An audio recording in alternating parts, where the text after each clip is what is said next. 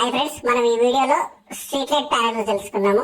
Street light panel అనేది automatic గా evening కాగానే మన ఏవైతే హైవే లైట్స్ గానీ వీధి లైట్స్ గానీ ఉంటాయి కదా, సో ఆ లైట్స్ ని ఆటోమేటిక్ గా ఆన్ చేస్తుంది, మళ్ళీ మార్నింగ్ గానీ ఆటోమేటిక్ గా ఆఫ్ చేస్తుందట. దాని గురించి ఈ ప్యానెల్ యూజ్ చేస్తారు.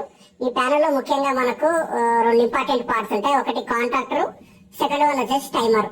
ఈ టైమర్ 24 అవర్స్ ఉంటుంది. సో మన వాచ్ లాగానే తిరుగుతుంది. ఇన్ కేసు వల్ల మన టైమర్ పని చేయకపోతే మనం ఇక్కడ డైరెక్ట్ గా మన మాన్యువల్ కూడా ఆన్ చేసుకోవచ్చు. మనకు కావాల్సినప్పుడు డే టైమ్ లో కూడా ఆన్ చేసుకోవచ్చు అనమాట.